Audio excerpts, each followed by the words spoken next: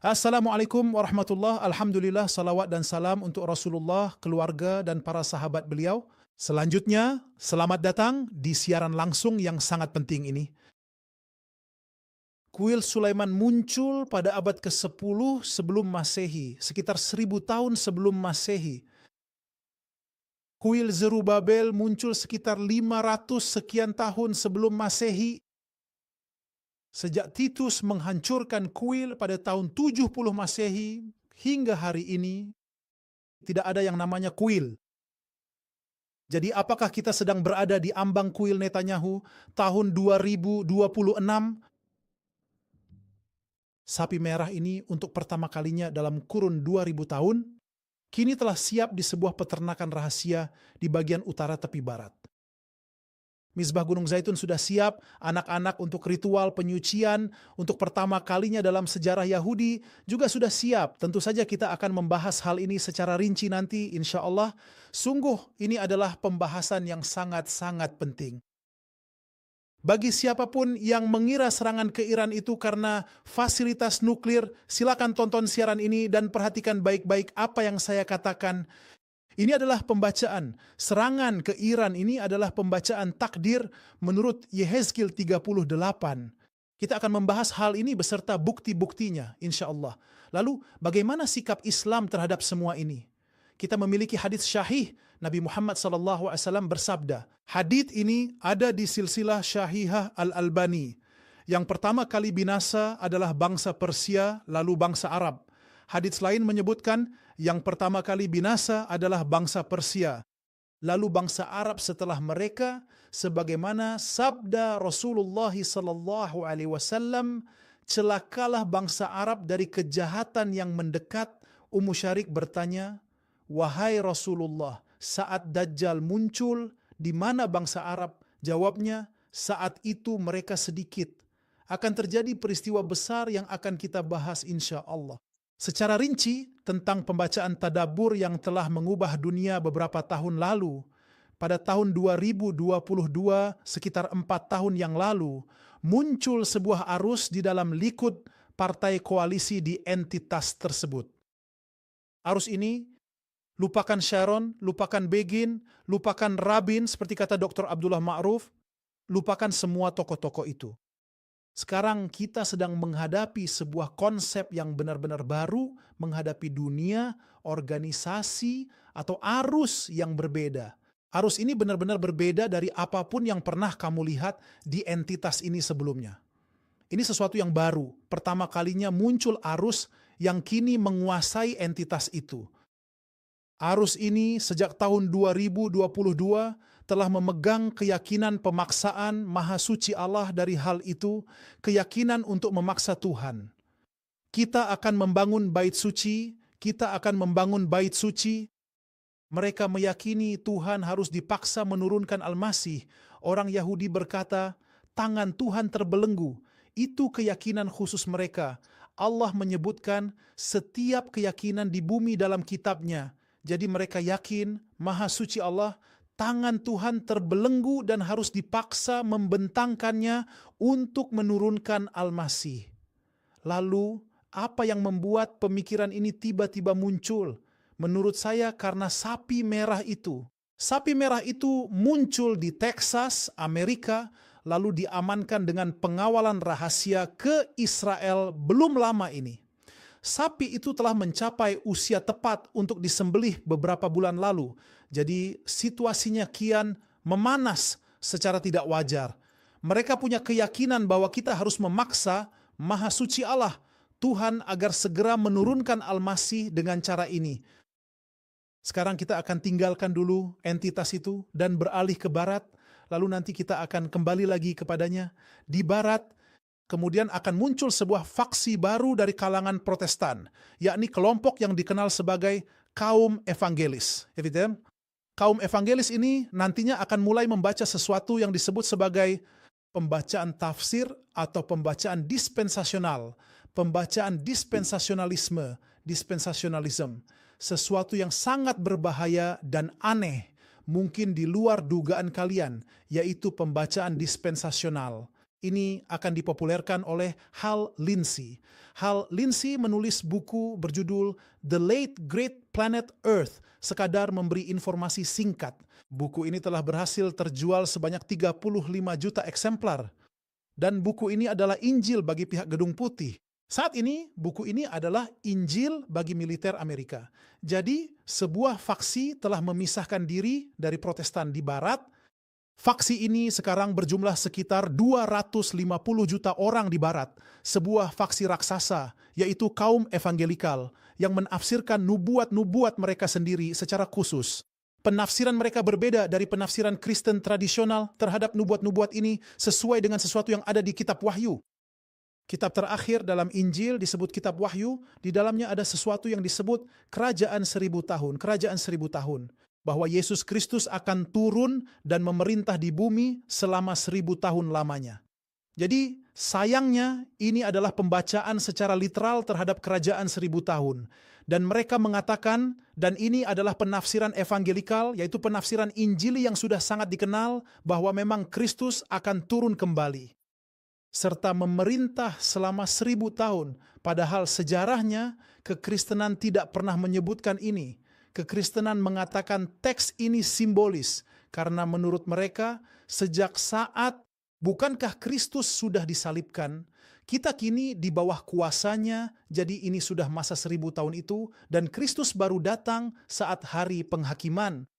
Dia datang saat kiamat, bukan memerintah 1000 tahun. Dari mana ide itu? Tapi kaum evangelis bersikeras dia akan memerintah selama itu. Kenapa dia akan datang atau apa yang akan membuatnya turun? Mereka bilang, lihat Pak, ini adalah tafsiran yang mereka yakini. Menteri Pertahanan Amerika Serikat mempercayainya, Ketua Parlemen Amerika Serikat pun mempercayainya, dan lingkaran di sekitar Trump juga mempercayainya. Gedung Putih dan militer terkuat di dunia, termasuk kekuatan nuklirnya. Mereka percaya bahwa Bait Suci harus dibangun kembali. Jika sudah berdiri, orang Yahudi akan mempersembahkan kurban lagi untuk pertama kalinya dalam 2000 tahun. Tentu saja semua umat Yahudi akan berbondong-bondong ke sana sesuai keyakinan mereka. Bagi Anda yang pernah mempelajari Yudaisme, pasti sudah tahu hal ini, bahwa dalam kepercayaan Yahudi saat kurban dipersembahkan, akan turun api dari langit untuk membakar kurban tersebut. Dalam ajaran Yahudi, tentu saja ketika mereka mempersembahkan kurban, tidak ada api yang turun atau apapun. Sehingga ini menjadi kejutan besar bagi orang Yahudi. Aduh, celaka kau, Wahdan, kita sudah membangun bait suci dan terlibat dalam peperangan dunia. Dan tidak ada api turun dari langit membakar kurban itu, maka kurban ini dianggap tidak diterima. Lalu kaum Yahudi mulai berpikir, ada kesalahan dalam agama mereka setelah 2000 tahun. Kita akan menemukan bahwa ada kesalahan, lalu akan terjadi proses pemurtadan besar-besaran di kalangan Yahudi agar mereka kembali ke pelukan Kristus. Tentu saja akan terjadi kekacauan di bumi, sehingga Kristus akan turun untuk melindungi mereka dan memerintah selama 1000 tahun, Tuhan. Jika Anda meragukan satu kata pun selama siaran ini, hentikan siaran, lakukan pencarian Google sebentar, lalu kembali lagi ke saya. Karena sungguh saya sangat berharap dan saya memohon kepada Allah agar siaran ini sampai ke setiap orang, benar-benar ke setiap orang. Demi Allah, hentikan siaran dan cari tahu dulu. Apakah benar sapi merah itu datang dari Texas ke tepi barat atau tidak? Apakah benar kaum dispensasionalis di Amerika hari ini percaya pada kerajaan 1000 tahun atau tidak? Apakah benar Menteri Pertahanan Amerika yang seluruh tubuhnya dipenuhi tato, khususnya tato-tato perang salib? Dan salah satu tato paling terkenalnya adalah Deus Vult. Deus Vult berarti ini kehendak Tuhan. Deklarasi perang salib adalah bahwa kehendak Tuhan adalah kita memusnahkan umat Islam, maka dia membuat tato itu. Dia adalah Menteri Pertahanan dari tentara terkuat di dunia saat ini. Pria ini bernama Pete Hegseth, silakan cari sendiri. Apa dia sungguh yakin doktrin evangelikal? Bukan cuma itu, dia pun dispensasionalis, artinya evangelikal dispensasionalis yang percaya nubuat akhir zaman soal pembangunan kembali bait suci demi kristenisasi massal dan Yesus turun memerintah 1000 tahun. Jadi ini adalah keyakinan yang sekarang menguasai pola pikir barat, dan demi Allah saya katakan, jika ada kantor atau badan intelijen militer di negara muslim manapun, tidak ada. Hari ini tidak ada kantor independen khusus untuk memantau dispensasionalisme. Maaf, saya benar-benar bercanda. Seharusnya ada kantor di tiap badan intelijen dunia Islam khusus memantau perkembangan terbaru karena Barat melakukannya. Update maksudnya beberapa tahun lalu banyak dari doktrin-doktrin ini mereka bahkan tidak punya, jadi mereka membuatnya. Upidate, jadi kamu harus punya kantor. Kantor ini menyediakan gambaran terbaru tentang dispensasionalisme yang diyakini oleh Gedung Putih, yang diyakini oleh militer terkuat di Amerika. Saya katakan, lingkaran terdekat Trump meyakini ucapan saya. Sebagaimana Anda yakin pada orang tua sendiri, mereka punya keyakinan mutlak tentang hal ini.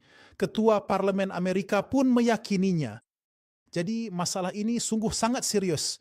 Mereka mempercayai sesuatu yang disebut kerajaan 1000 tahun dan ada fenomena yang tidak akan terulang 2 kali di dunia. Barat pun sejalan dengan pembacaan dispensasionalis mereka, bahwa kita akan mengizinkan pembangunan bait suci agar terjadi peristiwa di mana kurban-kurban tidak diterima dari orang Yahudi, sehingga mereka masuk Kristen, Yesus turun, dan orang Yahudi pun sudah tahu itu dan selesai. Kami akan mengambil dukungan dari kalian untuk membangun bait suci agar Mesias kami turun, jadi mereka sepakat meskipun tujuannya benar-benar berbeda. Mereka memiliki kontradiksi besar dalam tujuan, tetapi mereka sepakat pada dasarnya, yaitu pada sarana, yaitu pembangunan bait suci. Jadi kita sepakat pada sarana tapi berbeda dalam tujuan. Jadi kaum evangelis dan faksi di Partai Likud, penguasa entitas itu, keduanya sepakat bahwa bait suci harus dibangun agar Mesias turun. Setelah dia turun, baru kita lihat siapa yang benar. Tapi yang penting, dia turun dulu. Inilah keyakinan yang hari ini mengendalikan salah satu tentara terkuat di dunia, dan keputusan besar diambil berdasarkan keyakinan ini demi Allah. Dan kita akan membahas hal ini sebentar lagi. Jadi, keyakinan tentang kerajaan 1000 tahun ini diyakini oleh para pemimpin perang. Hari ini di Amerika, bahkan sekarang kita punya satu legiun penuh yang terbentuk. Ada 250 juta orang Barat yang meyakini evangelisme dispensasional. Artinya mereka percaya pada dispensasi seperti sekarang ini. Mari kita bahas tentang sapi merah, anak-anak penyucian, gunung zaitun, asal mula dunia, serta apa sebenarnya nilai dari sapi itu. Apa sebenarnya kegunaan sapi merah itu? Apa nilai topik ini? Mari kita pahami satu persatu.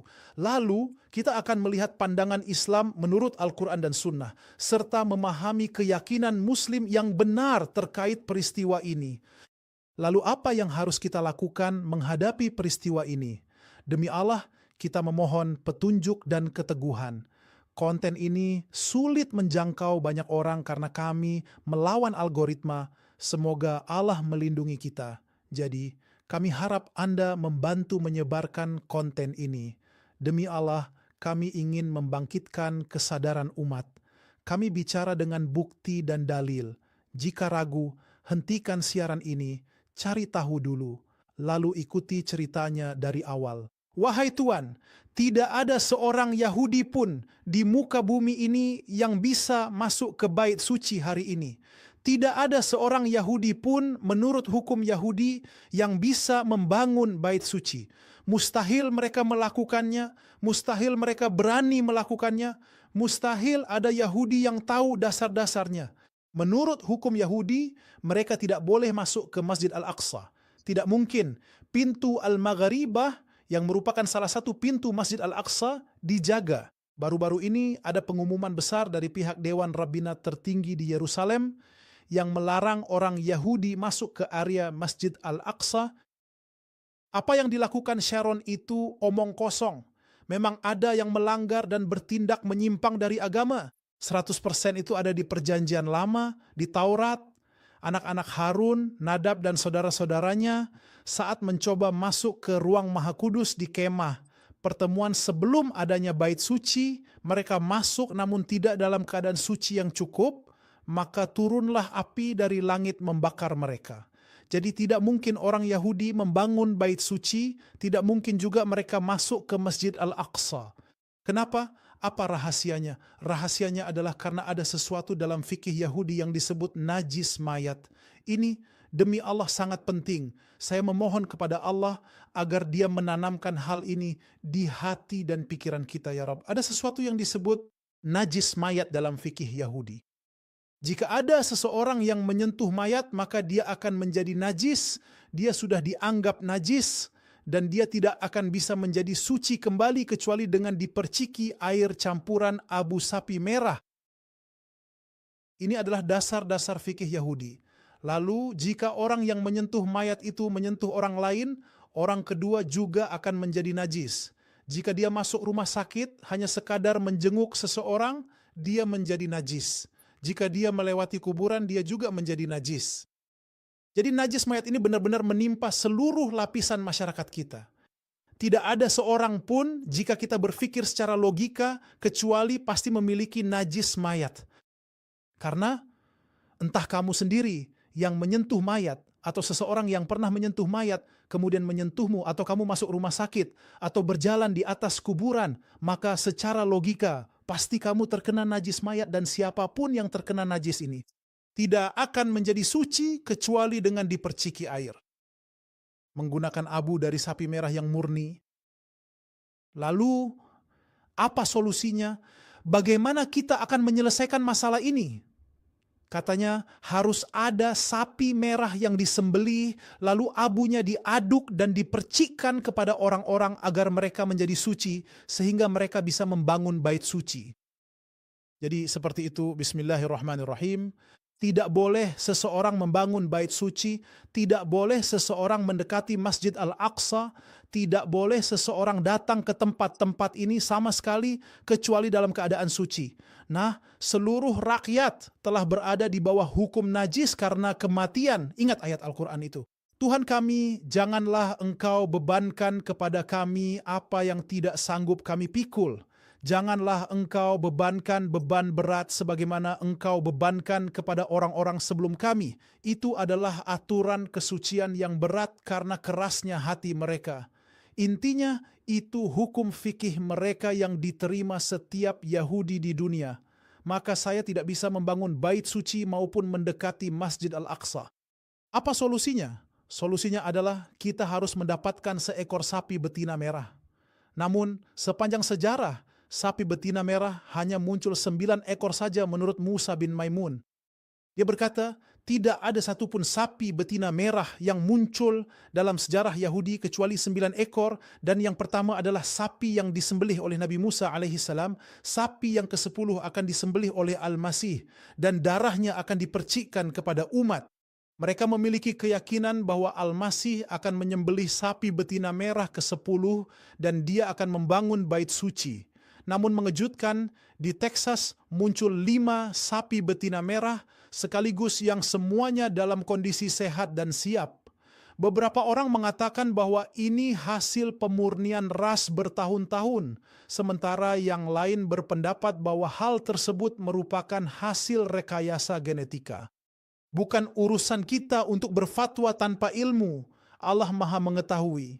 Intinya, 5 sapi merah itu muncul dan diawasi secara khusus, seperti kata kita, di sebuah peternakan rahasia di utara tepi barat.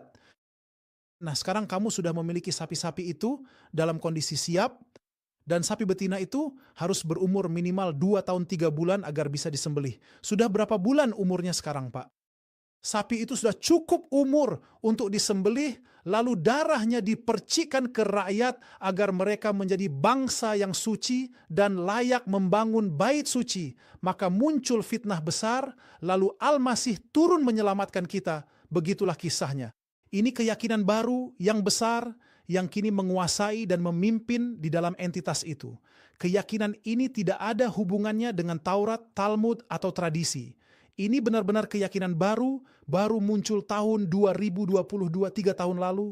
Mungkin alasannya kemunculan sapi-sapi itu yang membuat mereka merasa, sekarang aku punya sesuatu, aku punya kekuatan militer besar, kesempatan tak ternilai, dan sapi-sapi itu ada padaku.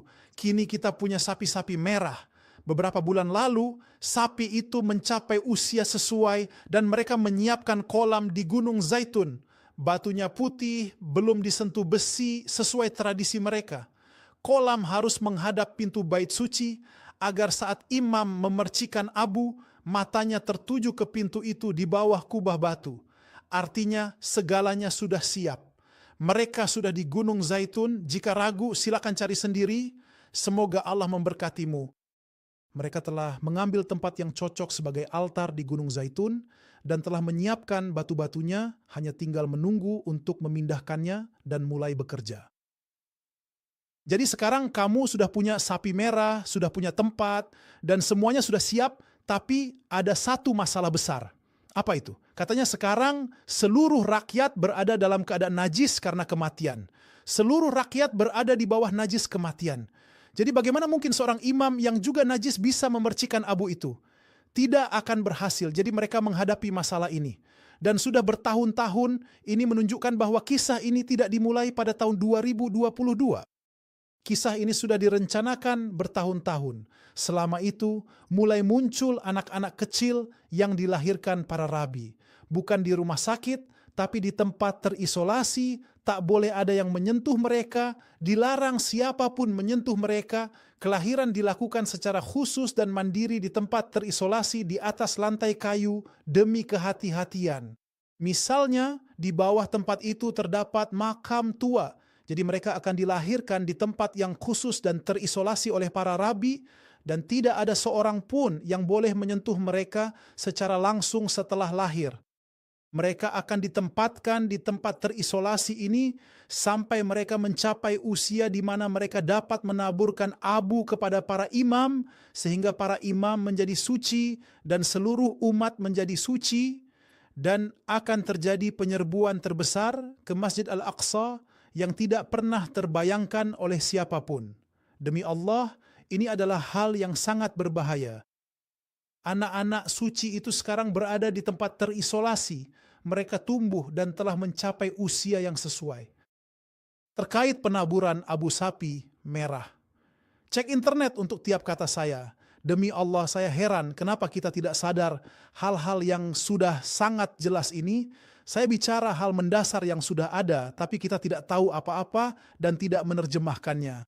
Buku karya Hal Lindsey yang berjudul Planet Earth, This Great Planet, ada sekitar 35 juta eksemplar yang dimiliki oleh kalangan kaum evangelis.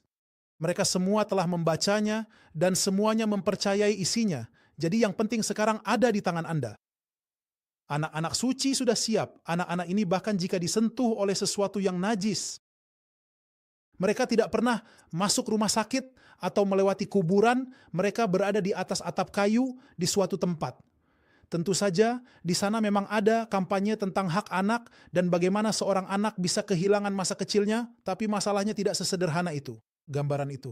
Anak-anak suci sudah siap, jadi anak-anak suci sudah siap, maksudnya seperti itu.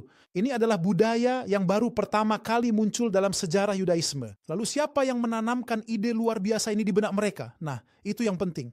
Anak-anak suci sudah siap, 4 ekor sapi merah sudah siap di sebuah peternakan rahasia, dan kolamnya pun sudah siap. Yang tersisa hanyalah penerapan, kita tinggal melaksanakan. Anak-anak akan datang membakar sapi, lalu menaburkan abunya ke para imam.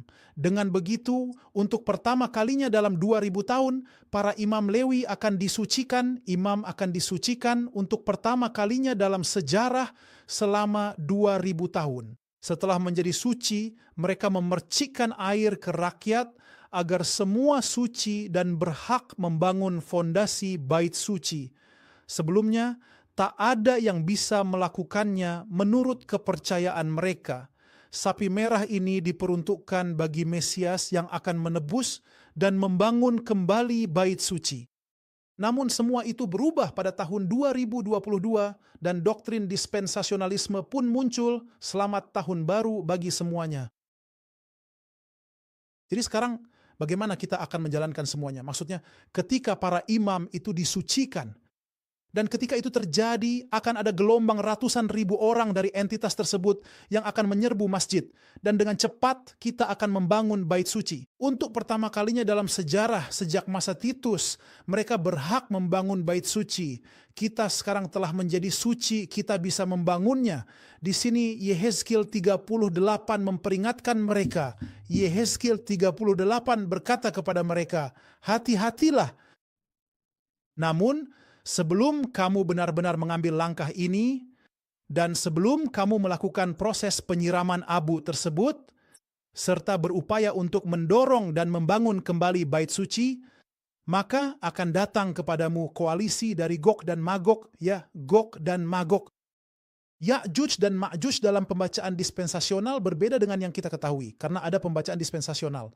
Ada juga hadis yang mengatakan bahwa Ya'juj dan Ma'juj adalah orang-orang yang sezaman. Mereka adalah orang-orang sezaman yang akan membentuk aliansi melawan entitas tersebut, jadi entitas itu harus mendahului.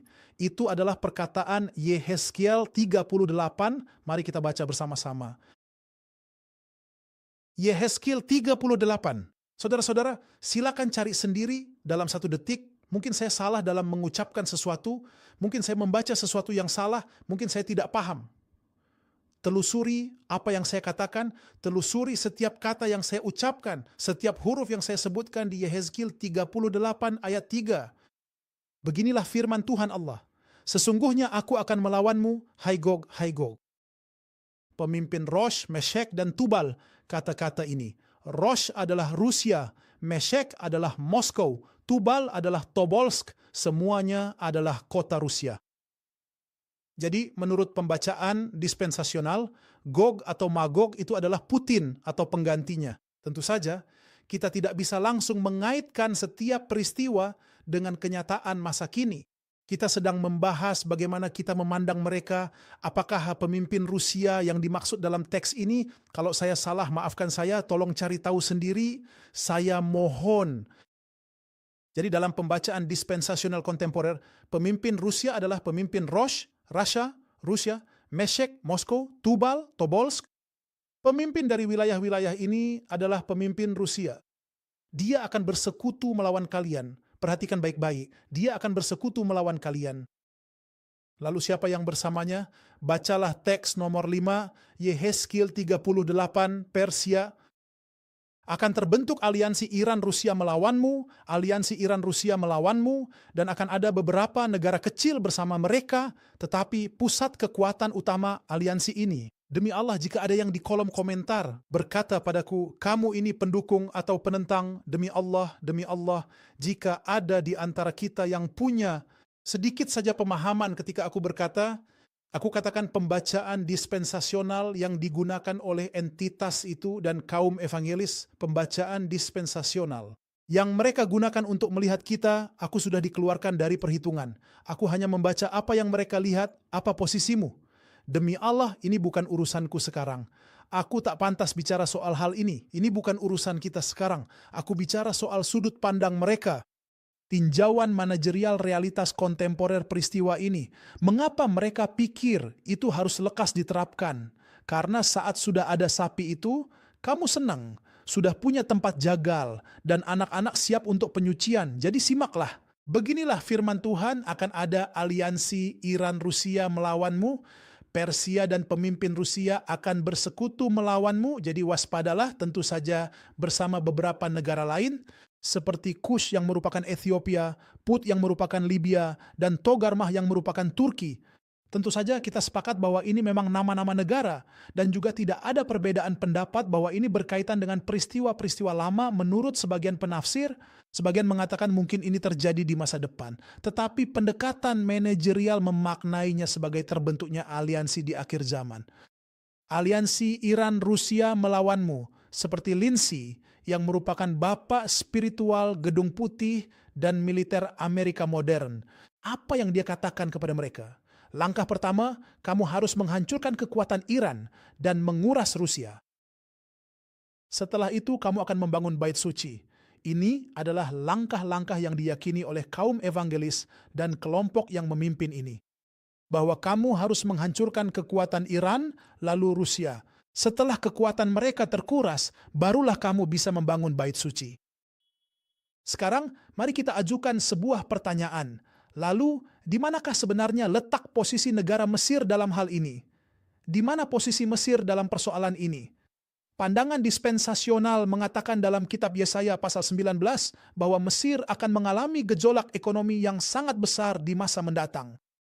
Sungai akan mengering dan masyarakat akan mengalami gejolak ekonomi yang sangat besar dan kesulitan. Seseorang berkata kepadaku, "Demi Tuhan, bagaimana mungkin ini terjadi? Padahal dalam Taurat yang sama tertulis, diberkatilah Mesir, umatku. Lalu bagaimana mungkin Mesir akan mengalami gejolak?" Demi Tuhan kamu sendiri. Buka Yesaya 19, awal pasal ini, kitab Yesaya pasal 19. Di awalnya akan terjadi gejolak ekonomi besar di Mesir dan firman Tuhan akan datang ke tanah Mesir dan akan terjadi gejolak di sana. Sebagai akibat dari gejolak ini, mereka akan sibuk dengan peristiwa-peristiwa tersebut, sungai pun mengering. Dan ini mungkin menjelaskan keberadaan individu dari entitas tersebut di Kementerian Sumber Daya Air Ethiopia. Ini juga menjelaskan banyak pernyataan. Mereka keluar dengan bantuan entitas tersebut dalam pembangunan bendungan Renaissance. Ini bukan cerita kita, tapi agar kamu membaca kenyataan versi mereka. Demi Tuhan, saat kamu mendengarkanku dan berkata ini lawan itu, aku ulangi untuk ke-10 kalinya, aku hanya menyampaikan sudut pandang mereka tentang apa yang mereka lakukan. Kenapa dia melakukan itu? Karena itu diyakini kaum evangelis, militer Amerika, Gedung Putih, serta kelompok tertentu di Likud. Bukan aku yang bilang, mari baca Taurat dan lihat apa yang akan terjadi. Aku akan memberikanmu di akhir episode ini kajian tepat dari Al-Quran dan Sunnah untuk semua peristiwa ini. Insya Allah Azza wa Jalla, tapi untuk ke-40 kalinya aku katakan kepadamu dalam siaran ini, apa yang aku sampaikan saat ini, sampai kita tiba di sepertiga terakhir episode ini, aku sedang menyampaikan kepadamu pembacaan dispensasional yang diyakini oleh entitas itu dan Amerika. Kita akan membahas, insya Allah, apa yang akan terjadi, tapi bukan sekarang. Mereka percaya bahwa Mesir akan mengalami kekeringan sungai. Sungai itu akan mengalami banyak masalah dan masalah ekonomi yang sangat serius, dan hal itu akan membuat mereka sangat sibuk sehingga tidak akan ada yang memperhatikan entitas itu. Hanya akan tersisa Iran dan Rusia bersama mereka serta aliansi seperti Libya, Sudan, dan Ethiopia sebab Kush mencakup keduanya. Peta kuno menunjukkan akan ada aliansi-aliansi melawan entitas itu, tapi Mesir benar-benar di luar permainan sampai kekacauan memaksanya menyepakati perjanjian damai agar semuanya bisa berjalan. Selesaikan masalah besar negaranya sendiri karena negara itu hadapi masalah besar dan tak mampu menanggungnya sehingga mereka buat perjanjian damai yang menyingkirkan Mesir. Berdasarkan perjanjian itu, diberkatilah Mesir umatku. Kalimat itu disebut dalam pasal yang sama, yaitu pasal 19. Saya menghormati setiap orang yang berusaha, tapi usahakanlah upayamu didasarkan pada sumber kuat. Saat Anda berkata, tidak, Taurat tidak mengatakan demikian. Tuan terhormat, itu ada di pasal dan kitab yang sama, demi Allah. Yesaya, dan masih di pasal 19 yang sama. Teks tersebut mencatat kalimat, diberkatilah Mesir umatku muncul di bagian akhir, setelah masa kekeringan dan krisis ekonomi. Akhirnya terjadi penggundulan, mereka membiarkannya demi menyelesaikan masalah yang dihadapi. Diberkatilah Mesir umatku, seolah mereka berterima kasih atas apa yang kamu lakukan. Tentu kita menolak itu, insya Allah. Saya hanya mengaitkan berbagai peristiwa dan memaparkan landasannya dengan izin Allah. Landasan pembacaan dispensasional yang diikuti oleh 250 juta orang barat saat ini. Jadi Mesir netral, semua kini terjadi antara entitas itu dan aliansi yang akan terbentuk. Mereka akan melancarkan serangan ke Iran dan kekuatan militernya pun akan hancur. Setelah itu, mereka punya alasan untuk mengeluarkan sapi itu, mencari alasan seperti roket salah sasaran dari negara lain. Bukan kami, demi Allah, yang menembaknya, dan Masjid Al-Aqsa, maafkan kami, bukan kami yang membakarnya. Ledakan itu bukan kami pelakunya, karena kami sedang dalam perang. Ada roket yang datang ke arah kami, kalian masih ingat kan kejadian di rumah sakit Al-Ma'madani waktu itu? Dan mereka bilang, bukan kami. Lalu setelah itu intinya, ada roket yang salah sasaran. Demi Allah, maafkan kami minta maaf. Dan itu jadi kesempatan. Selama terjadi kehancuran ini jadi kesempatan sekalian untuk kita bersatu. Sekalian saja kita bangun bait suci. Sekalian saja, kan begitu. Baiklah, ledakannya dan saudara-saudara kita, ini jadi kesempatan. Cukuplah Allah sebagai penolong dan sebaik-baik pelindung, maka kekuatan militer mereka akan hancur. Mereka akan mulai membangun bait suci.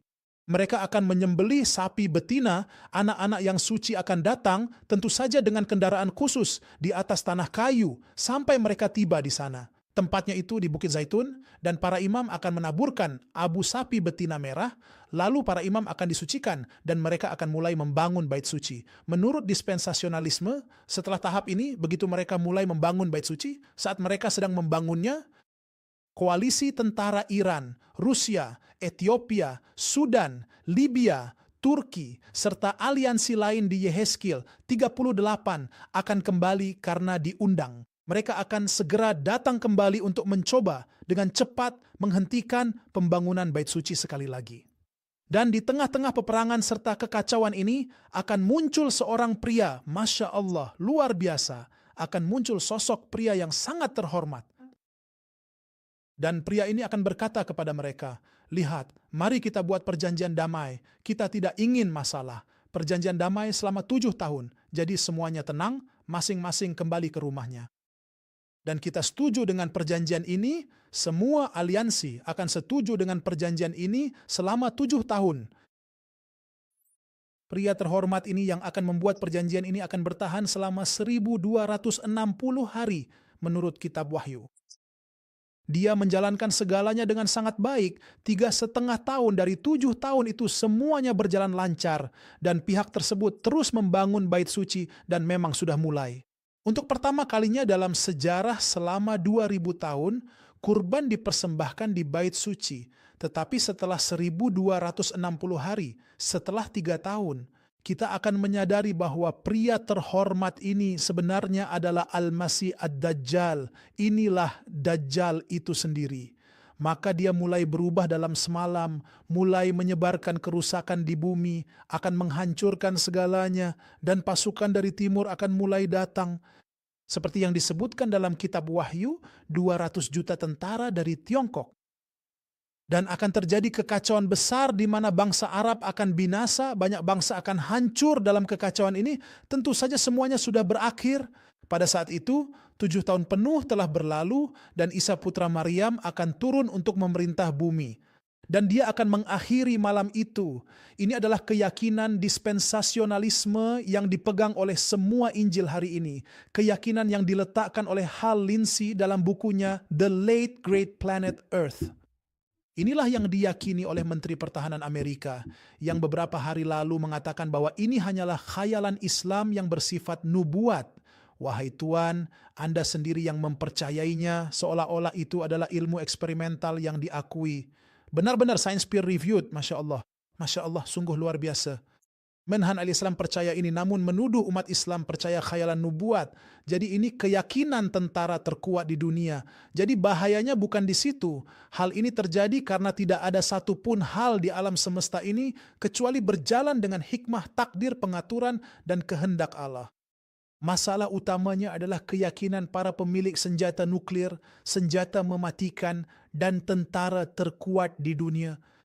Ini adalah keyakinan Gedung Putih saat ini. Inilah keyakinan mereka. Keyakinan dispensasionalisme yang semoga Allah melindungi kita adalah sesuatu yang sangat berbahaya. Mereka meyakini bahwa semua ini akan terjadi. Ini salah satu hal paling berbahaya dan aneh yang diakui entitas tersebut juga diyakini kaum evangelis di Gedung Putih dan mereka benar-benar menjalankannya. Mereka bahkan mempercepat prosesnya karena jika salah satu sapi itu muncul, ada beberapa helai rambut hitam saja langsung tidak sah. Jika ada bekas luka pun langsung gugur. Mereka berusaha keras memastikan semuanya sempurna. Anak-anak suci sudah siap sehingga situasinya membuat mereka sangat serius. Mereka ingin mempercepat akhir zaman karena terikat waktu.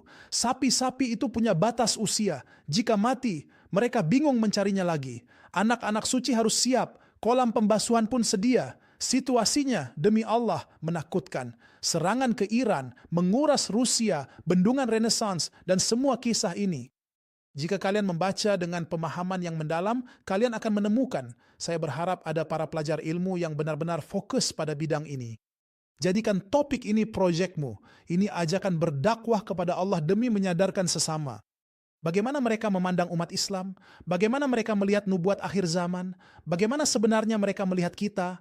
Bagaimana mereka memandang dunia? Kita harus memahaminya. Sangat baik jika ada pelajar yang khusus mendalami bacaan strategis ini.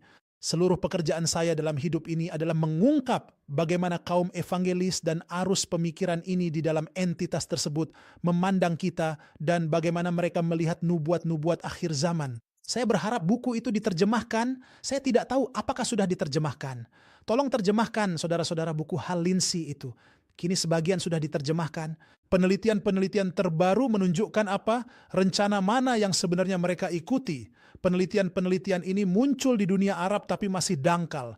Apakah hal itu masuk akal? Kenyataannya mereka sudah diambang pintu. Mereka sudah diambang pintu dengan segala persiapan ini. Ada anak-anak kesucian, sapi merah, dan kolam suci.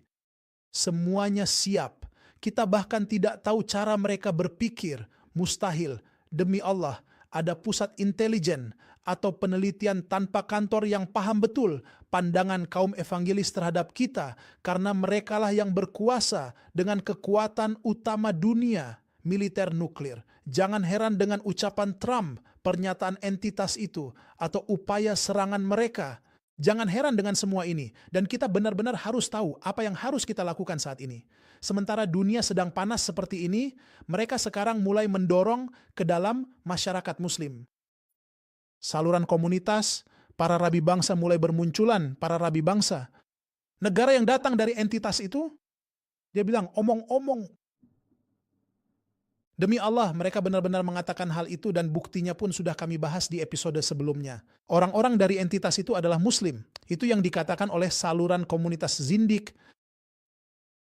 Mereka punya episode-episode yang membahas bahwa Baitul Maqdis itu di Yaman. Demi Allah, ya, Baitul Maqdis di Yaman. Dan entitas itu adalah Muslim. Masalahnya sudah diselesaikan. Jadi sekarang mereka membayar orang-orang di dunia Islam untuk mempersiapkan segalanya agar bisa menjalankan cerita ini. Maka muncullah saluran komunitas, muncul para rabi umat Islam hari ini yang menyampaikan bacaan ini, saluran komunitas dengan 36 juta penonton dan iklan berbayar bernilai miliaran, agar mereka bisa menyebarkan budaya ini ke anak-anak laki-laki dan perempuan kita. Teman-teman, demi Allah itu Baitul Maqdis. Perhatikan itu di Yaman dan di sana mereka Muslim. Itu ucapan harfiah mereka. Saluran komunitas dari bangsa kita, berbicara bahasa kita. Demi Allah, mereka benar-benar mengatakan begitu. Iklan berbayar itu untuk mempersiapkan apa yang akan terjadi. Jadi kita harus punya kesadaran dan juga memahami realitas ini. Baiklah, secara Islam, apakah hal ini benar? Apakah semua yang mereka katakan itu, semua upaya dan segala tekanan yang mereka lakukan itu benar, atau justru akan menjadi bencana bagi mereka? Semua itu dengan kehendak Tuhan semesta alam akan berakhir sia-sia dan menjadi pukulan besar bagi mereka. Tentu saja itu adalah sesuatu yang pasti. Maka saat janji yang terakhir tiba, 2 kerusakan besar, surah Al-Isra, ketika janji terakhir tiba, kami utus mereka untuk menghitamkan wajah kalian. Dan agar mereka memasuki masjid sebagaimana mereka memasukinya pertama kali, serta menghancurkan apa yang mereka kuasai dengan kehancuran yang sempurna. Setiap kali mereka mencoba masuk, semuanya akan runtuh meskipun dengan senjata brutal yang mereka miliki. Ada yang berpendapat bahwa ini sudah terjadi. Para penafsir terbagi menjadi 2 kelompok. Apakah ini peristiwa masa lalu atau masa depan? Namun ayat selanjutnya, wahai saudara-saudaraku, sudah memberi jawaban. Dan jika kalian kembali, kami pun akan kembali. Jika mereka kembali berbuat kerusakan dan mencoba masuk masjid lagi, maka apapun yang mereka bangun akan dihancurkan sehancur-hancurnya. Inilah prinsip utama yang harus diyakini oleh setiap Muslim.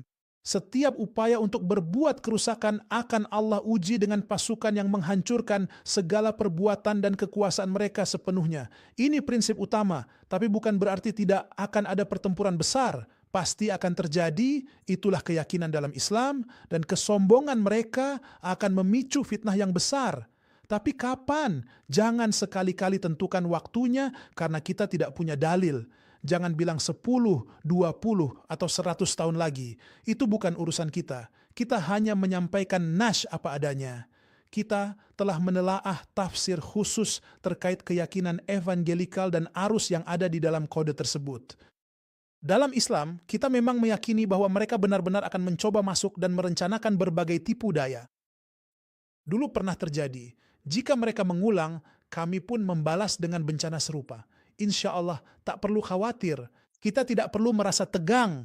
Jalankan saja kewajiban dan perintah Allah tanpa takut segala propaganda dan tekanan. Demi Allah, Dia pasti menolong hambanya yang saleh jika sudah berikhtiar. Ini adalah perkara yang sudah pasti. Namun yang bisa kita pastikan, dan ini benar-benar akan terjadi, adalah seperti yang dikatakan Rasulullah Shallallahu Alaihi Wasallam. Kalian akan berdamai dengan bangsa Romawi dengan perdamaian yang aman. Artinya, sebelumnya pasti ada perselisihan dan ketegangan, karena kata berdamai menunjukkan adanya konflik. Akan terjadi perdamaian antara kita sebagai kaum muslimin dan barat, dan ini adalah keyakinan kita bahwa itu pasti akan terjadi. Rasulullah Shallallahu Alaihi Wasallam bersabda, akan ada gencatan senjata antara kalian dan Bani Al-Asfar atau bangsa Romawi. Ini menunjukkan sebelumnya pasti ada perselisihan atau konflik tertentu antara kita dan mereka. Ketahuilah saja, pasti akan ada tarik ulur, dan dari tarik ulur itu akan muncul gencatan senjata atau perdamaian. Lalu apa rahasia dari perdamaian ini? Mengapa perdamaian ini akan terjadi? Dijelaskan bahwa akan muncul sebuah kekuatan raksasa. Allah yang lebih tahu kapan tepatnya kekuatan itu muncul, mungkin bahkan sudah muncul, yang akan mengubah seluruh keseimbangan kekuatan di dunia. Tiba-tiba saja muncul kekuatan dengan persenjataan lengkap yang akan menantang Barat. Barat akan menyadari ada kekuatan raksasa yang lebih besar dari mereka. Persenjataan, Tiongkok, Korea, Syam, Allah yang lebih tahu. Kami tidak berfatwa, tapi teksnya benar bahwa akan muncul kekuatan raksasa. Kita akan bermasalah dengannya. Kekuatan ini akan datang kepada kita dan Barat. Pasukan raksasa, kitab Wahyu menyebut 200 juta manusia, 200 juta. Maka kita dan Barat akan berdamai, ada gencatan senjata. Kenapa? Karena kalian akan berperang, hadisnya sahih, telusuri setiap kata saya melawan mereka, dan ada musuh di belakangnya, ada pihak yang mendorong mereka masuk ke dalam perang. Maka kita akan bersekutu dengan Barat untuk memerangi kekuatan kejam yang akan muncul ini. Bisa jadi itu adalah Tiongkok, Allah yang lebih tahu. Jadi kita akan bersekutu dengan Barat. Kita akan hadapi kekuatan kejam ini dan menang, memperoleh kemenangan dan harta rampasan. Kita akan selamat dan juga beruntung, lalu kembali dalam keadaan sangat baik, alhamdulillah. Kita menang bersama Barat, Allahu Akbar, umat Islam dan Barat menang. Tapi akan terjadi sesuatu yang benar-benar bertolak belakang dengan apa yang diharapkan oleh entitas itu dan Barat 100%. Kita sudah bilang entitas itu berkata, mari kita percepat pembangunan haikal agar Al-Masih turun dan kerajaan 1000 tahun dimulai. Mereka menafsirkan penglihatan itu dengan paksa. Mereka bilang, kerajaan 1000 tahun, ayo cepat kita bangun haikal supaya bisa mempersembahkan kurban. Dan kurban itu tidak diterima. Lalu mereka akan kembali ke pelukan Al-Masih. Tidak, itu tidak akan terjadi. Dan itu juga tidak akan terjadi. Dalam teks yang benar dan pasti, setelah peristiwa-peristiwa ini, mungkin di camp-camp, mungkin mereka akan melihat akhlak kaum muslimin. Kita tidak tahu juga. Saya tidak akan berfatwa tentang sesuatu yang tidak ada nasnya. Yang penting yang akan terjadi adalah satu pasukan militer Barat secara utuh akan masuk Islam secara berbondong-bondong. Celaka kau Wahdan. Kita sudah melakukan semua ini. Membantu membangun haikal. Membantu entitas itu. Terlibat masalah dengan ini, dengan itu, dengan Iran, Rusia, di sana-sini. Dan akhirnya yang terjadi adalah satu pasukan militer secara utuh masuk Islam. Ya, ini berdasarkan nash yang sahih. Maka ketika kita kembali, mereka akan berkata, ada hadits sahih, biarkan antara kami dan orang-orang yang pernah menjadi tawanan dari kami, bawa orang-orang itu kepada kami. Lalu apa jawaban Muslim? Tidak, kami tidak akan membiarkan kalian mengambil saudara-saudara kami. Sudah saudaraku, mereka sekarang sudah menjadi saudara kami dalam Islam. Tidak mungkin kami menyerahkan mereka kepada kalian. Begitulah keadaannya. Bayangkan saja, rumahnya Hicks, Menteri Pertahanan Amerika. Dengan kebodohan mereka, dia melakukan tindakan brutal salibis di mana-mana dengan seruan Deus Vult, kehendak Tuhan. Dan saat dia mendapati pasukannya menyerah, mereka akan mengalami kegemparan. Saya tidak tahu siapa yang akan mengambil alih ini, tapi secara realistis mereka akan panik. Biarkan urusan antara kita dan mereka yang ditawan dari kami. Maka kaum muslimin berkata, kami akan membiarkan kalian bertemu dengan saudara-saudara kami. Apa yang terjadi? Mereka berkhianat, lalu mereka datang di bawah 80 panji, di bawah tiap panji ada 12.000 orang. Barat akan terkejut, lalu mereka datang dengan pasukan dan tentara raksasa, 1 juta tentara Barat akan datang ke tempat kita. Ini adalah hadis sahih yang pasti, mereka akan berkhianat dan datang di bawah 80 panji, artinya di bawah 80 bendera. Dan di bawah setiap panji ada 12.000 orang, maka totalnya 1 juta tentara, itu belum termasuk pasukan lainnya. Disinilah pertempuran besar itu dimulai. Akan terjadi pertempuran besar bagi seluruh umat muslim, yaitu Al-Malhamah Al-Kubra. Seperti yang kalian ketahui dari hadits tentang pertempuran ini, sepertiga pasukan muslim akan terbunuh lebih dulu. Mereka takkan diampuni Allah karena melarikan diri dan meninggalkan medan perang, sedangkan sepertiga lainnya gugur sebagai syuhada. Dan merekalah para syuhada terbaik di sisi Allah pada masa itu, lalu sepertiga sisanya akan meraih kemenangan dan kepada merekalah dunia akan terbuka lebar. Lalu, di mana posisi Dajjal dalam seluruh rangkaian peristiwa ini? Sebagaimana disebutkan dalam sebuah hadis di Sunan, ada jeda waktu antara pertempuran besar dan penaklukan kota. Kota yang dimaksud adalah Konstantinopel, karena peristiwa ini akan terjadi di akhir zaman.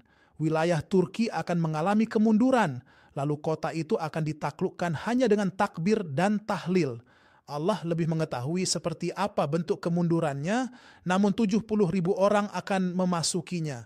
Menurut riwayat lain dari Bani Ishaq, 70.000 tentara Eropa akan masuk ke sana sebagai muslim penakluk. Artinya, kondisi lahan tersebut menyerupai masa itu, sehingga terdapat selang waktu 6 tahun antara pertempuran besar dan penaklukan kota tersebut. Antikristus akan datang pada tahun ke-7, artinya jika peristiwa besar itu terjadi pada tahun 2027, maka Konstantinopel akan jatuh pada tahun 2033. 34, Dajjal, semoga tiap tahun kamu baik. Teks sahih ini menunjukkan kebodohan mereka memicu fitnah. Mungkin agenda tersembunyi jadi pintu masuknya. Allahu a'lam. Mereka mungkin buat peristiwa besar demi bangun kembali bait suci dengan cara apapun. Allah yang lebih tahu. Saya tidak tahu detailnya dalam hal ini, tetapi yang bisa kami pastikan adalah selama mereka terus melakukan tindakan aneh seperti ini, sesuatu pasti akan terjadi. Muncul pasukan besar menghadang mereka, lalu mereka berhenti dan bersekutu dengan kita melawan musuh itu. Saat kembali, mereka terkejut kita masuk Islam, lalu berkhianat hingga terjadi perang besar, Malhamah.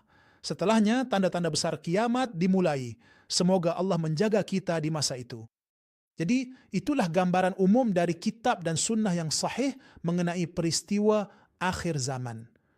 Apakah akan ada masalah di Mesir? Semua itu ada dalam pengetahuan Allah Azza wa Jalla.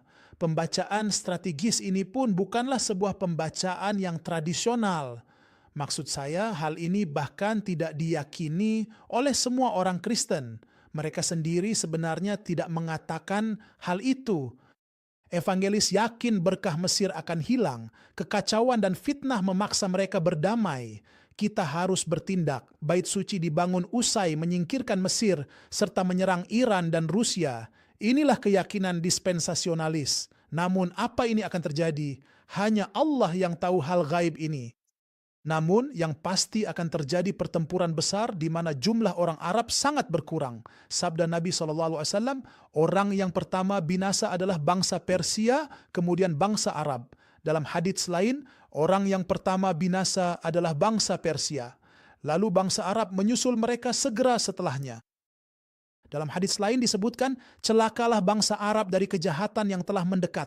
Ketika Ummu Syarik mendengar Nabi Muhammad SAW bersabda bahwa kaum muslimin dan manusia akan melarikan diri dari Dajjal ke pegunungan, ia bertanya heran, lalu di mana orang-orang Arab? Bukankah mereka memiliki kekuatan? Rasulullah SAW bersabda, saat itu jumlah mereka sedikit, setelah peperangan besar jumlah mereka benar-benar berkurang. Begitulah ceritanya. Apa yang akan terjadi selanjutnya, detailnya, tentu saja semuanya adalah ilmu gaib yang hanya diketahui Allah Azza wa Jalla. Pertanyaannya adalah, bagaimana dengan bait suci? Yehezkiel 38, bait suci yang akan dibangun, pemerintahan 1000 tahun, dan turunnya Al-Masih. Bagaimana semua itu terjadi dalam kenyataan? Siapa yang membaca Taurat? Atas izin Allah, saya telah membaca Taurat lengkap beserta tafsirnya 3 kali, dan saya juga membaca Injil berkali-kali dengan tafsirnya. Alhamdulillah. Jadi saya adalah pembaca Taurat yang baik. Siapa yang membaca Taurat dengan adil, secara objektif, jauh dari dispensasionalisme, hal Lindsay, dan kelompok evangelis, siapa yang benar-benar membacanya, mereka akan tahu bahwa bait suci itu sebenarnya sudah dibangun dan sudah ada. Dan orang-orang menyembah Allah di dalamnya sekarang menurut Taurat. Kita akan membahas hal ini sekarang juga. Jadi, yang kita katakan sekarang adalah bahwa imajinasi mereka lah yang menguasai mereka. Sekarang, saudara-saudara sekalian, hukum Taurat justru menunjukkan hal sebaliknya. Secara logika murni, marilah kita bersikap adil. Sekarang seluruh umat telah berada dalam kenajisan selama 2000 tahun lamanya. Bukankah ini bukti nyata bahwa syariat itu telah dihapus? Syariat itu telah dihapus. Dihapus dengan sangat jelas.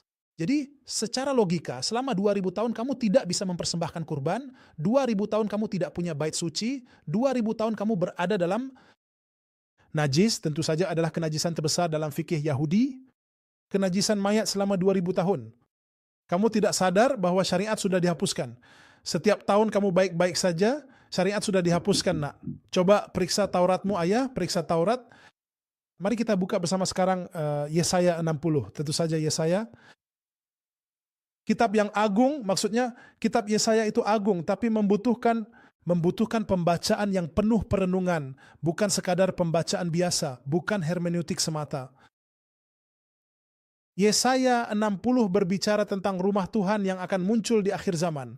Bukan rumah yang sedang kamu perjuangkan itu, rumah Tuhan yang dibangun. Mari kita buka Yesaya 60 bersama-sama. Teksnya berkata, bangkitlah menjadi teranglah. Wahai rumah yang akan muncul, bersinarlah karena terangmu telah datang, waktumu telah tiba, kemuliaan Tuhan telah terbit atasmu, rumah Tuhan. Bersinarlah sekarang, waktumu sudah tiba, waktumu telah datang, kemuliaan Tuhan telah terbit atasmu.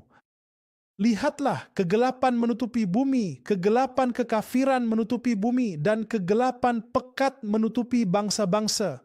Seluruh dunia jatuh dalam kekafiran, tetapi atasmu Tuhan akan terbit, cahaya Tuhan akan tampak di rumah ini, cahaya wahyu. Maka bangsa-bangsa akan berjalan dalam terangmu. Ya Allah, bangsa-bangsa, katakanlah, wahai manusia, sesungguhnya aku adalah utusan Allah kepada kalian semua sepanjang sejarah agama-agama. Tiap nabi datang hanya bagi kaumnya.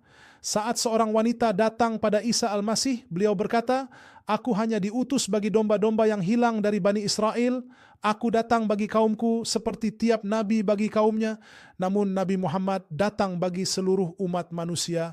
Bangsa-bangsa berjalan dalam terangmu dan raja-raja dalam cahayamu. Angkatlah matamu. Dan lihatlah sekarang wahai negeri yang diberkahi ini, yang kelak akan menjadi tempat kediaman bagi Tuhan, yang akan disinari oleh cahaya wahyu Tuhan. Anak-anakmu akan datang dari tempat yang sangat jauh, atau putra-putrimu akan datang dari negeri yang jauh. Pada ayat berikutnya, kekayaan laut akan beralih kepadamu, kemakmuran bangsa-bangsa akan datang kepadamu, dan segala hasil bumi akan dikumpulkan untukmu. Kepadamu akan datang unta-unta dalam jumlah yang sangat besar, kafilah-kafilah unta muda yang berasal dari wilayah Midian dan Eva.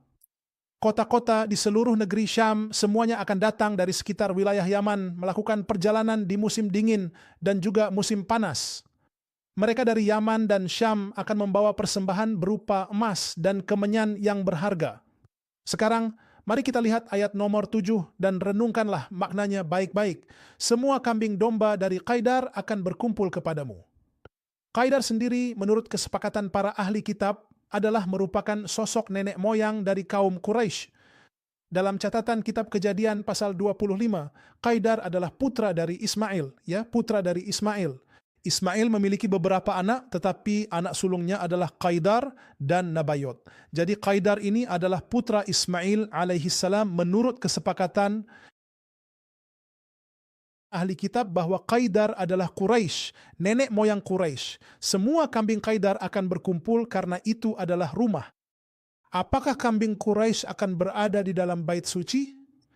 Memang dari awal mereka berada di Baitullah, itu logika dasar. Kembalilah ke Taurat, kembalilah ke kitab Taurat kalian. Semua kambing Qaidar, semua kambing Quraisy akan berkumpul di tempat ini, tempat di mana wahyu akan turun untuk seluruh manusia. Domba-domba jantan Nabayot, putra Ismail yang Arab, akan melayanimu. Jadi keturunan Ismail tetap ada. Mereka akan melayani orang-orang Arab, rumah-rumah Arab di tanah Arab, dan tepatnya berada di suku Quraisy. Wahyu yang ada di dalamnya untuk semua bangsa. Demi Allah, aku tidak tahu apa yang kita tunggu. Gunakan akalmu. Cari tahu di balik perkataan ini, jangan-jangan aku mengarang. Cari di Google, Yesaya 60, baca bersamaku. Mungkin aku hanya berimajinasi, semua kambing Qaidar berkumpul padamu, domba Nabayot melayanimu, naik sebagai korban di atas mezbahku. Padahal tidak ada bait suci sama sekali, supaya kita bisa tahu apakah korban itu diterima di atas mezbah. Dan dalam agama Kristen tidak ada mezbah. Artinya, gereja dalam agama Kristen tidak memiliki mezbah, jadi tidak ada mezbah tempat domba-domba Mekah dan Quraisy dipersembahkan kecuali di Baitullah. Wah, ini logika dasar, demi Allah. Aku akan menghiasi bait kemuliaanku dengan mereka. Lihatlah burung terbang bak awan. Lihat pesawat mendarat di Jeddah dan bagaikan merpati kembali ke sarangnya. Aljazair menantiku, juga negeri Tarshish di Ethiopia, karena dengan murkaku aku memukulmu sebelum tanah suci. Lihat bagaimana keadaannya. Berhala serta orang asing membangun tembokmu. Lihat berapa banyak orang membangun tanah suci, dan raja-raja melayanimu, gelar penjaga dua tanah suci untuk sang raja. Raja-raja melayanimu, dan dengan ridaku aku merahmatimu. Setelah sebelumnya dipenuhi berhala, kini telah menjadi pusat keimanan di dunia dan pintu-pintumu selalu terbuka. Adakah tempat lain yang pintu bait sucinya selalu terbuka? Sebenarnya tidak ada. Ka'bah selalu terbuka siang dan malam, tidak pernah ditutup agar kekayaan bangsa-bangsa dapat dibawa kepadamu. Baiklah, maaf, mari kita lanjutkan pembicaraan ini sedikit lagi. Mari kita lihat Mazmur pasal 84, Mazmur 84. Maksud saya, berbahagialah orang-orang yang diam di rumahmu. Kita tahu bahwa Mazmur Daud sebenarnya adalah kabar gembira, yaitu Mazmur kabar gembira, damai sejahtera baginya, yaitu Daud. Dia berkata, berbahagialah orang-orang yang diam di rumahmu, mereka senantiasa memujimu. Orang-orang tinggal beriktikaf di rumah ini yang akan datang, mereka terus-menerus memuji, beriktikaf, berzikir, berbahagialah orang-orang yang diam di sana. Di rumahmu mereka senantiasa memujimu. Ya, di mana rumah itu? Mari kita lihat teks yang berikutnya, tepat berada langsung setelah itu, yaitu ayat di Mazmur 84 ayat 6. Seingat saya, mereka melewati lembah air mata, lembah di mana semua orang menangis karena takut kepada Allah yang Maha Mulia. Mereka menjadikannya sebagai mata air setelah sebelumnya merupakan tempat yang tandus. Dan inilah kejutan yang luar biasa.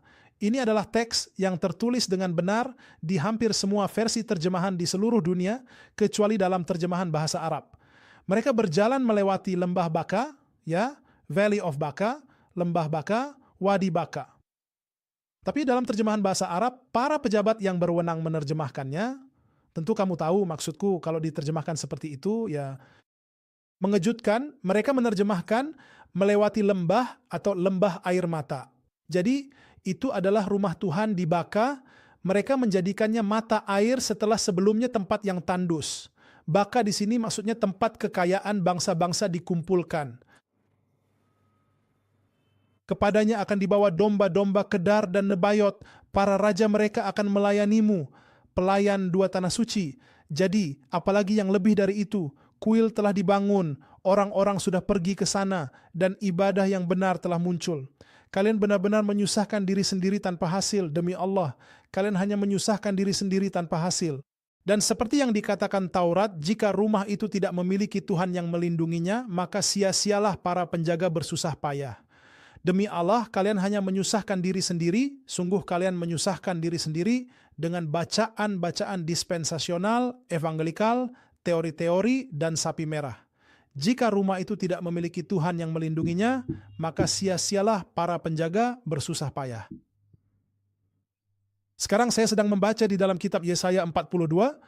Yesaya 42, kita sedang berbicara tentang rumah itu. Lalu siapakah yang akan datang memimpin seluruh dunia ini? Siapakah yang akan membawa cahaya bagi dunia ini? Kita sudah tahu tentang rumah di Mekah dengan 1.000, itu menurut Taurat dan juga menurut logika Yesaya 42. Yesaya ini luar biasa, salah satu kitab paling menakjubkan yang diakui oleh setiap orang Kristen dan Yahudi di dunia. Ngomong-ngomong, hari ini baik itu evangelikal, Protestan, Katolik, Ortodoks, maupun arus dalam Likud, partai buruh di seluruh penjuru dunia, semuanya mengakui kitab Yesaya, terutama pada Yesaya pasal 42. Dia berfirman, inilah hamba-Ku yang setia. Ya Allah, limpahkanlah salawat kepada Muhammad. Dia yang aku dukung, pilihanku yang membuat jiwaku ridha, sosok yang terpilih dan dimuliakan. Dan aku telah menurunkan rohku kepadanya. Allah menurunkan roh, maka ia akan mengeluarkan kebenaran untuk bangsa-bangsa. Sekali lagi, ini bukan khusus untuk satu suku, desa, atau komunitas. Ini risalah universal. Hal ini hanya ada dalam Islam. Katakanlah, wahai manusia, aku utusan Allah bagi kalian semua. Inilah hamba yang menyebar risalah ke seluruh dunia. Ia tidak berteriak atau meninggikan suara di jalanan. Sifatnya dikenal, buluh patah takkan dipatahkannya, sumbu redup takkan dipadamkannya. Ia mengikuti wahyu, ia tidak mengada-ada, ia takkan lelah atau patah semangat. Sampai ia menegakkan kebenaran di bumi, artinya ia akan terus menjalankan dakwahnya sampai syariat itu sempurna. Ingatkah saat Nabi Muhammad pertama kali berdakwah di pasar, beliau berseru, wahai manusia, ucapkanlah la ilaha illallah agar beruntung. Namun di belakangnya seorang pria bermata juling dan berwajah cerah menghasut, dia pendusta. Saat orang bertanya siapa mereka, dijawablah, itu Muhammad bin Abdullah yang mengaku Nabi dan yang mendustakannya adalah pamannya Abu Lahab. Begitulah beratnya awal dakwah beliau di pasar-pasar. Niscaya kalian akan beruntung hingga syariat menguasai dunia. Ia tidak pernah lelah dan tidak pernah patah semangat sampai kebenaran tegak di muka bumi hingga keputusan Allah turun. Firman Allah, hari ini kusempurnakan agamamu dan kucukupkan nikmatku. Agama lengkap, beliau berjuang hingga syariat tuntas, syalawat untuknya. Umar bin Abbasah, sahabat yang mulia berkata, pada masa jahiliyah, aku melihat manusia berada dalam kesesatan, mereka menyembah berhala. Ku dengar kabar ada orang di Mekah mengaku Nabi, maka aku segera mendatanginya. Aku melihat Nabi Muhammad sallallahu alaihi wasallam sedang menghadapi kaum yang memusuhinya. Tanyaku, siapa engkau? Jawabnya, aku Nabi. Aku tanya, apa itu Nabi? Beliau menjawab, Allah mengutusku. Tanyaku, dengan apa? Beliau menjawab, agar Allah ditauhidkan, menyambung silaturahmi, menghancurkan berhala, dan menebarkan akhlak luhur. Aku tanya, siapa yang bersamamu? Beliau menjawab, seorang merdeka dan seorang budak. Saat itu beliau bersama Abu Bakar Asy-Siddiq dan Bilal bin Rabah. Dia berkata, aku akan ikut dan berjalan bersamamu. Beliau bersabda, engkau tak akan sanggup hari ini. Lihatlah keadaanku dan orang-orang, kembalilah ke keluargamu. Jika aku menang, datanglah. Demi Allah, agama ini pasti menang. Umar bin Absah berkata, aku kembali ke keluargaku dan terus mencari kabar, mengikuti perkembangan dunia, hingga datang utusan dari Yatsrib, dan aku tahu beliau telah pindah ke Madinah. Maka aku bertanya, bagaimana kabar orang yang datang itu? Apakah dia takut? Maksudnya, dia waspada dan khawatir disakiti. Mereka berkata, orang-orang ramai mendatanginya. Di mana saja kamu? Orang-orang masuk agama Allah berkelompok, mereka bersegera kepadanya. Cepatlah, pergilah kepadanya, sallallahu alaihi wasallam. maka ia pun pergi bersama Nabi sallallahu alaihi wasallam tanpa lelah dan patah semangat sampai beliau menegakkan kebenaran di bumi. Dan Al-Jazair pun menantikan syariatnya. Beginilah firman Allah. Inilah perkataan Tuhan untuk setiap manusia, pencipta langit dan penghampar bumi. Akulah Tuhan. Aku memanggilmu dengan kebenaran untuk membuka mata yang buta, membebaskan tawanan dari penjara. Akulah Tuhan, itulah namaku. Di ayat 10, nyanyikan lagu baru bagi Tuhan, puji Dia dengan Al-Quran, puji Dia dari ujung bumi, Allahu Akbar di setiap tempat. Wahai kalian yang melaut dan isinya, dengarlah pujian ini. Apa ini berlaku bagi bait suci atau nabi lain secara logis? Jadi, di mana nabi itu? Biarlah padang belantara dan kota-kotanya meninggikan suaranya. Di manakah itu? Di negeri-negeri yang didiami oleh suku Kedar. Nabi ini akan datang di tengah kaum Quraisy. Wahai seluruh umat manusia di muka bumi ini. Ini dari kitab Taurat. Demi yang menciptakanku, padang belantara dan kota-kotanya akan meninggikan suara mereka. Negeri-negeri yang didiami oleh Kedar. Kedar adalah Quraisy, nenek moyang Quraisy. Kesepakatan ahli kitab bahwa Kedar berasal darinya, Nabi ini akan datang dari kaum Quraisy. Di mana lagi suara itu akan didengar? Penduduk Sela akan bernyanyi. Cari di Google di mana letak Sela. Gunung Sela adalah salah satu gunung paling terkenal di Madinah. Di lerengnya pernah terjadi perang Khandak. Gunung Sela memang terkenal. Cukup cari saja tentang Gunung Sela, maka pertama kali ia akan diutus di tanah Kedar. Kemudian penduduk Sela, penduduk Madinah akan meninggikan suara mereka, menyampaikan kabar dari puncak-puncak gunung untuk berseru dan memuliakan Tuhan. Itulah kemuliaannya. Ini teks dari Taurat kalian. Lalu mana bait sucinya? Mana yang kalian buat-buat? Mana keributan yang kalian bebankan ke kami? Mana upaya terburu-buru, na'udzubillah, demi memaksa Tuhan menurunkan Al-Masih? Sungguh prasangka buruk yang menakutkan demi Allah. Yang lain pun begitu. Kata mereka, dia akan datang memerintah 1000 tahun. 1000 tahun apa? Demi Allah. Malah sebaliknya. Inilah sebenarnya. Bait suci telah dibangun, Nabi telah diutus, dan syariat kalian telah digantikan. Bait suci itu telah dibangun. Dan orang-orang datang kepadanya berbondong-bondong, memuji Tuhan di dalamnya selamanya, seperti yang dikatakan Daud di lembah Bakah, selamanya mereka memujimu. Rumah itu didatangi dengan kambing-kambing Mekah, kambing-kambing Quraisy, dan domba-domba persembahan rumah itu. Akan datang di negeri ini Nabi, hambaku yang aku dukung, pilihanku yang membuat jiwaku ridha, dia akan menegakkan kebenaran. Untuk bangsa-bangsa dia tidak akan lelah dan tidak akan patah semangat sampai dia menegakkan kebenaran di bumi. Nabi Muhammad sallallahu alaihi wasallam berasal dari Quraisy, telah menyebarkan cahaya ke seluruh dunia demi Allah. Demi Allah, ini adalah pesan untuk setiap ahli kitab.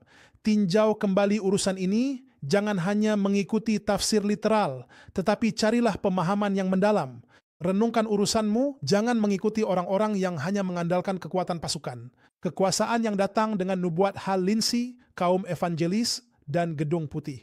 Dan anggapan bahwa kita harus mempercepat agar bisa memaksa Tuhan menurunkan Al-Masih. Demi Allah, semua hal ini sungguh apapun yang mereka lakukan dan ciptakan, mereka tidak akan keluar dari kehendak Tuhan semesta alam. Tidak ada satu atom pun di dunia ini kecuali berjalan dengan pengetahuan dan kehendak Allah, bukan dengan kekuatan pasukan, bahkan satu atom pun tidak. Tidak ada satu atom pun di bumi ini kecuali berjalan dengan pengetahuan, kehendak, kebijaksanaan, dan takdir Allah. Apa yang Allah kehendaki pasti terjadi, dan apa yang tidak Dia kehendaki tidak akan terjadi. Selesai sudah urusannya dengan Allah. Janganlah kalian merasa takut pada kumpulan pasukan-pasukan besar, nubuat ataupun ramalan akhir zaman mereka. Rasulullah Shallallahu Alaihi Wasallam bersabda, walaupun kamu menginfakkan harta emas yang besarnya setara gunung Uhud, jika kamu bersedekah emas sebanyak itu, tepatnya, walaupun kamu menginfakkan emas sebesar gunung Uhud, itu takkan diterima Allah darimu sampai kamu beriman pada takdir dan ketetapan Allah yang maha mulia lagi agung. Bahwa apa yang menimpamu takkan meleset darimu dan apa yang meleset takkan menimpamu. Jika kamu mati tanpa meyakini ini, maka kamu akan masuk neraka. Kamu harus menerima segala ketetapan Allah. Yang diminta darimu hanyalah berusaha dengan sebab-sebabnya, lakukan kewajibanmu, dan jaga salatmu. Inilah ribath. Seperti sabda Nabi, menyempurnakan wudu meski terasa berat, memperbanyak langkah menuju masjid, dan menunggu salat setelah salat. Itulah ribath. Jagalah salatmu, perbanyak amal saleh, mohon ampunlah atas dosa-dosamu, terutama dosa saat sendirian, dan bertekadlah untuk memperbaiki dirimu. Inilah demi Allah bentuk ikhtiar, mempersiapkan kekuatan untuk menjaga negeri kita, menyiapkan pemikiran militer yang cerdas, agar kita terlindungi dari segala rencana yang membahayakan. Dan filosofi-filosofi ini, seorang muslim harus memiliki pemahaman ini, pemahaman tentang realitas, harus tahu bagaimana orang lain memandang dirinya, harus memahami pihak lain, bagaimana mereka memandangku. Pada saat yang sama, setiap muslim dan muslimah harus punya proyek dakwah kepada Allah. Semoga Allah memberkahi miliki proyek dakwah.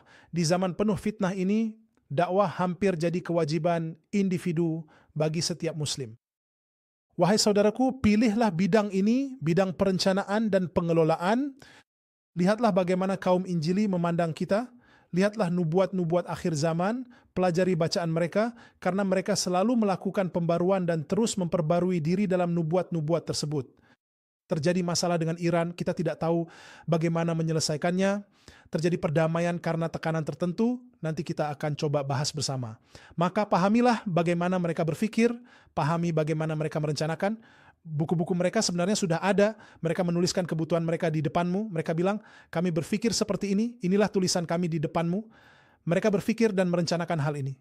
Semuanya jelas seperti matahari, hanya saja kita perlu mengaktifkan kesadaran dan bertindak dengan kesadaran itu. Ketahuilah makna sapi betina merah. Anak-anak kesucian, kolam renang Gunung Zaitun, mengapa dia ingin tapi tidak bisa masuk ke bait suci, Masjid Al-Aqsa. Pahami semua hal ini agar setiap orang memiliki proyeknya sendiri. Ini merupakan ajakan untuk proyek, serta ajakan dalam upaya membatalkan syahruriyah para rabi bangsa. Saluran komunitas yang ada hari ini. Mereka sengaja merusaknya. Demi mendukung agenda-agenda entitas Yerusalem di wilayah Yaman. Dan entitas itu sendiri tidak tahu apakah dia muslim. Inilah keyakinan yang hari ini mereka sebarkan melalui seorang zindik bernama Muhammad Shahrour yang telah meninggal beberapa tahun lalu. Orang ini menawarkan pembacaan ateistik yang sepenuhnya mengubah agama dan syariat. Dana tanpa batas pun datang untuk menyebarluaskan pemikirannya di tengah-tengah umat, jadi saya harus memiliki proyek untuk menjaga celah ini. Kritik terhadap Syahruriyah, membantah para penolak sunnah. Kritik terhadap ateisme, kritik aliran materialis, dakwah kepada Allah Azza wa Jalla, kritik aktivis perempuan, kritik feminisme, serta kritik ateisme spiritual, ilmu energi dan cakra. Dan inilah ateisme spiritual baru, sehingga saya memiliki ide-ide. Dakwah, pasukan sudah di depan pintu dan mereka datang dengan persiapan berdasarkan nubuat akhir zaman. Mereka datang ingin menyelesaikan segalanya dan mempercepat dunia. Jika kamu tidak memiliki proyek dakwah, demi Allah, pikirkanlah proyek dakwah itu. Jika kamu tidak tahu bagaimana cara membuat proyek, wahai saudaraku, tutup saja. Proyek dakwah, tutup proyek dakwah itu. Ide dakwah apapun, tutup saja. Ada penuntut ilmu yang ingin datang dengan kamera untuk berdakwah kepada Allah, tutup saja. Tutup dakwah, tutup penuntut ilmu, tutup saja. Bagi buku, tutup siapapun di proyek itu. Kamu punya ide ini. Sabda Nabi, siapa siapkan pejuang, ia telah berperang. Kamu harus punya, tapi kita tidak. Bahkan dalam dakwah kepada Allah, Nabi bersabda, berinfak di jalan Allah dilipat gandakan 700 kali lipat. Artinya bagi fakir miskin, hanya 10 kali lipat. Berlipat ganda di jalan Allah. Proyek dakwah, ide-ide 700 kali lipat pahalanya. Kita memang tidak punya kesadaran akan hal ini sama sekali, jadi kita harus mengembangkan kesadaran, mendidik diri sendiri, meningkatkan ilmu syar'i yang kita miliki, sehingga kita punya ide-ide dakwah. Kita punya semangat dakwah menyadarkan orang dengan selebaran dan kata-kata, saya salah satunya. Beberapa tahun lalu, saya merekam dengan kamera seharga 50 kirsch, sangat sederhana. Saya tidak dikenal di klinik. Lalu ada seorang ateis berkomentar, katanya, dia merekam dengan kamera paling canggih, sementara kamu tidak mau membeli satu pun. Komentar soal kamera itu membuatku beli kamera, lampu, dan tingkatkan kualitasnya. Itu nasihat orang demi Allah. Komentar itu mengubah pikiranku demi Allah. Komentar di siaran lalu mendorongku buat episode ini. Insya Allah episode ini jadi amal jariah bagiku. Itu intinya. Demi Allah, milikilah semangat dakwah bagaimana menasihati serta amar ma'ruf nahi mungkar demi memperbaiki umat. Sungai Nil lebih mungkin kering dibanding Allah tak menolong agamanya. Maha suci Allah, Dia menjaga hambanya, maka lakukan kewajibanmu. Mintalah pertolongan padanya dan jangan takut. Ambil sebabnya, dan jika ada yang menakutimu dengan ramalan akhir zaman, kita imani segala yang syahih dalam Al-Quran dan Sunnah, tapi waktunya hanya Allah yang tahu. Cukup mintalah pertolongan kepadanya. Mintalah pertolongan kepada Allah, ambil sebab-sebabnya, dan jangan takut pada Mesir atau pada hal-hal yang tidak kamu ketahui tentang sungai. Takutlah pada dirimu sendiri, takutlah hanya untuk keselamatanmu sendiri. Saat kiamat, jangan takut kecuali hal ini. Mohonlah pada Allah yang mulia dan upayakan caranya, berpikirlah cemerlang, buat proyek dakwah, sadarkan dan ingatkan orang-orang, kita semua terlibat. Kini kita butuh bersatu, bersepakat dan saling bantu. Musuh sudah di depan pintu. Mereka tidak akan peduli, dan jika mereka masuk, sungguh mereka tidak akan peduli. Ini benar-benar sesuatu yang menakutkan. Tapi mereka membuat tipu daya, dan Allah juga membuat tipu daya. Dan Allah adalah sebaik-baik pembalas tipu daya, sebagaimana firman-Nya yang maha mulia. Jika kalian kembali berdosa, kami pun kembali menghukum. Ambillah sebabnya, mohonlah pada Allah, tingkatkan kesadaran dan jaga salat. Bertaubatlah sebelum tidur, perbanyak bacaan, dan berdakwahlah dengan cerdas. Jika ada yang bermaksiat atau lalai salat di sekitarmu, nasihati mereka karena Allah. Ini adalah bentuk jihad. Lewat cara ini umat berubah. Jika tidak, mereka takkan bisa apa-apa padamu.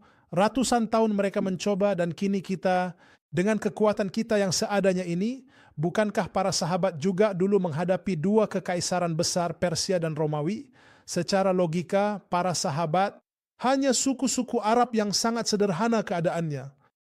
Apa yang mereka lakukan pada kalian? Maaf jika saya bicara lama, sebentar lagi selesai, tapi pembahasan ini bersambung. Beberapa tahun lalu ditemukan catatan tahunan Suryani.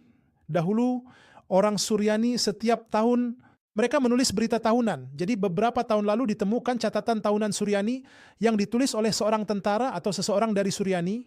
Dalam buku catatan tahunan miliknya itu, dia menuliskan, aku melihat seorang zindik, seorang tentara Romawi berlari dengan perlengkapan dan persenjataan lengkap di depan seorang tentara Muslim yang hanya menunggang kuda tanpa baju zirah dan tanpa pelana. Artinya dia menunggang kuda tanpa perlindungan apapun.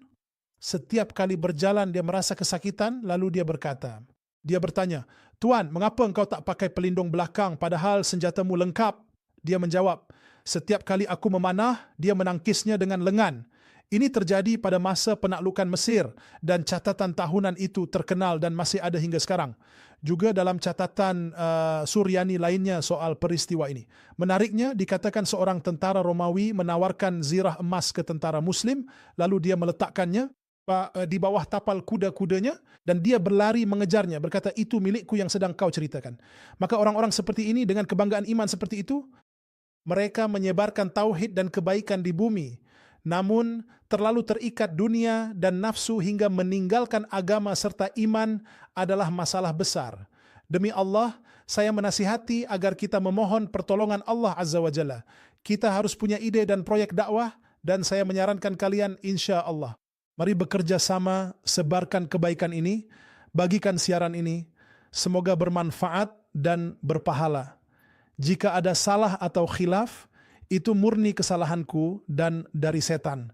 Dan adapun taufik demi Allah, itu hanya dari Allah semata. Dan aku memohon kepada Allah agar menjaga umat kita dan menjaga kaum muslimin di seluruh tempat.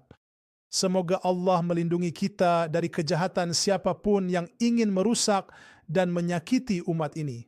Kami memohon kepada Allah agar melumpuhkan siapapun yang berniat buruk terhadap agama ini. Kami mohon Allah memuliakan kita, menolong, menjaga, serta memberi keamanan di negeri kita, serta melimpahkan pelindungan, kesehatan dan kemenangan. Ya Allah, kabulkanlah. Sampai jumpa di lain kesempatan, insya Allah. Wassalamualaikum warahmatullahi wabarakatuh.